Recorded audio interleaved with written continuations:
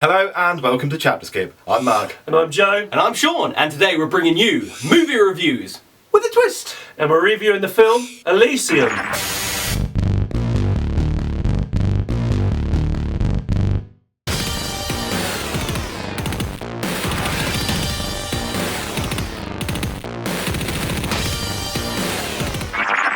Elysium comes to us from Sony Pictures and is from writer-director Neill Blomkamp, who also done the awesome District 9. Now the year is 2154 and the world has pretty much gone to ruin. There's famine, poverty, sickness, overpopulation and way too much graffiti. However, in space it's quite the opposite, as wealthy people live in luxury without sickness and there's no graffiti to be seen. This wonderful place is called Elysium, and with that fantastic place showing the name of the film, you would naturally think that it has quite a bit to do with the plot of the movie. Well, my astute fellows, you're right. On Earth there lives a young orphan boy called Max, who spends his time being told what's what by none, and he eventually grows up into a fully fledged Matt Damon. Although Max is a bit of a delinquent who makes some smart-ass words to a Robocop. Although this robot doesn't give Max 20 seconds to comply. No, instead he smashes Max with a baton and breaks his arm. Although this break in misfortune turns into something positive for Max though, because the hospital that he attends to get his arm fixed happens to be the same place that his childhood friend Frey, who was played by Alice Braga, just happens to work at. Aw, isn't that sweet? After Max's arm is all fixed up, he has to see what is possibly the worst parole officer ever. So is this about last week then? Do I get some kind of award for doing what everyone's wanted to do since Star Wars Episode 1 came out? Mark of ChapterSkip, you are in violation of law number 223-2269, assaulting a national treasure. You're gonna charge me for that? That's bullshit! As you are apparently feeling quite leaning towards prequels, then you can review the trailer for the new version of Robocop. Oh, no. I mean, you can't be serious. I barely touched him. It was nothing. Stop talking. Be thankful I'm not making you watch Twilight. You're looking upset. Am I detecting some anger toward me? Would you like one of these pills to settle you down? No! Thank you.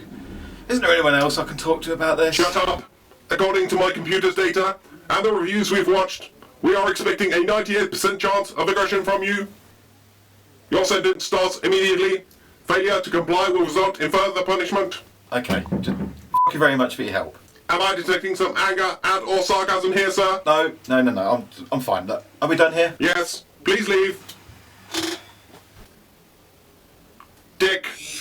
Max also works in a robot factory, and fortunately this factory is a bit slack on the old health and safety, and he soon accidentally manages to give himself a huge dose of radiation from a machine that can tell he's trapped inside, but just doesn't give a shit and frazzles him anyway. Now, so heavily irradiated that his wee probably glows in the dark, Max decides that he needs to get his radioactive ass to Elysium to get himself cured. But in order to do so, he first has to get fitted with a power suit, a memory chip, and then go out for a spot of data hijacking. Back in the sky, Jodie Foster as Delacour, who isn't a robot but just happens to act and sound like one, has her eye on the Elysium presidency, and isn't adverse to using whatever tools she can when it comes to attaining her goal and preserving the unity of the wonderful Elysium.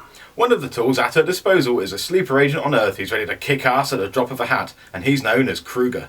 Who's played by the awesome but sometimes really hard to understand Sharlto Copley, who you recognise from District 9. And I just want to say that he absolutely steals this show.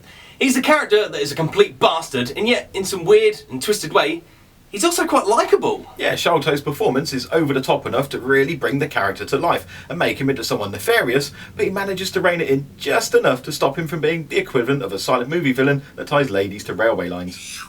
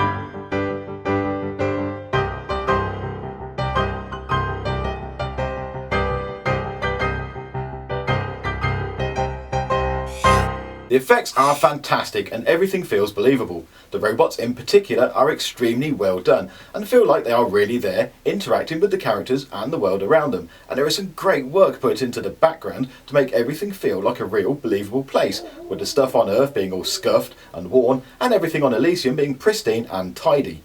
Another nice touch that subtly differentiates between Earth and Elysium is in the camera work.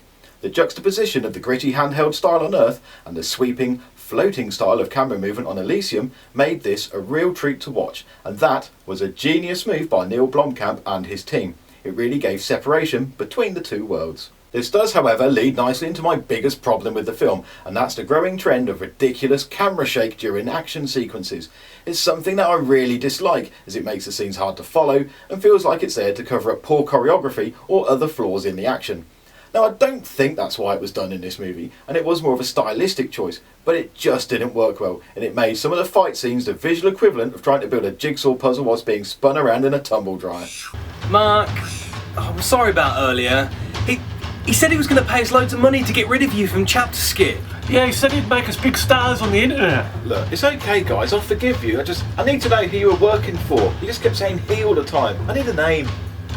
Yeah, I don't think we should tell you, Mark. I don't think you'll handle it well, mate. Should we just leave it there? No! I need to know who paid you to get rid of me.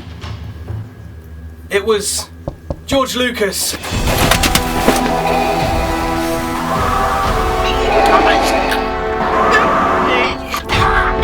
pitiful fools can't help you. They're my subjects now. Guys, don't give in to the dark side.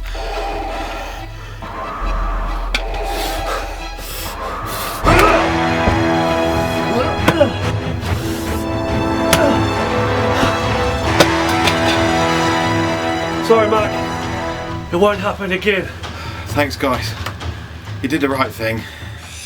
Now, I do have another problem with the movie, and that's that it just needed to be fleshed out a bit more, as you end up having to take things on face value. Yeah, after all, it's never really explained why the president of Elysium has no interest in helping Earth. We do get shown that he's against violence when it comes to dealing with illegal immigrants from Earth, but we get no explanation of why he's unwilling to extend any kind of goodwill gesture to all these poor folks on Earth. I know that it's part of the us and them mentality, but it would have been nice to get a bit more about why people are being treated so differently, and also how the situation came to be in the first place. Now, Elysium is visually stunning, and from the start you may take this for a District 9 sequel, with the burnt-out, crumbling world of 2154. I love the themes of poverty and immigration in Neill Blomkamp's films, and also I really like Matt Damon's character, but for me, Sharlto Copley stole the show as the downright dirty Kruger. This is a really good film with a great story and some fantastic special effects. It would have been nice if the background story and politics of the world had been fleshed out a little more and the fight scenes weren't ruined by that goddamn shaky cam. But even those minor faults can't spoil what is a damn good movie. It's not quite as good as District 9 in my opinion, but it's still worth spending your money on and giving it a go, if only for Sharlto Copley and his show-stealing performance as the best likeable complete bastard I've seen in ages. Neill Blomkamp has done it again. I was a fan of District 9 and now I'm a fan of Elysium. I really enjoyed this movie for many reasons. I thought the plot had depth and it kept me on my toes throughout the whole entire film. It was intricate without being convoluted, so it kept me guessing where the film would go, but it didn't get too complicated. I maybe would have liked to have seen a little more dynamic between Max and Frey, although on the whole I enjoyed their story. So if you're a sci-fi fan or someone that enjoyed District 9, then you have to take a trip to watch this. If you're sceptical and don't fancy taking a risk, then you need to at least rent it or stream it as soon as it's available. It'll definitely entertain you for at least a couple of hours. Thanks for watching this Elysium movie review. Overall, ChapterSkip have given this a shining review, but that's not the general idea across the web, as there has been some pretty poor reviews. So that leads us to the question, what did you think of Elysium? Leave us your comment below. You can also tweet any thoughts to us, remember to use the hashtag ChapterSkip. All of the social media links are down in the description. And before you go, please subscribe to ChapterSkip. Thanks. And ends up breaking his arm. And Now back in the sky, Jodie Foster as Delacourt, who isn't a robot but just happens to But sometimes hard to understand, Sharlto Copley, who you would recognise from District 9. Coldplay. Copley. Coldplay. Shout out Coldplay.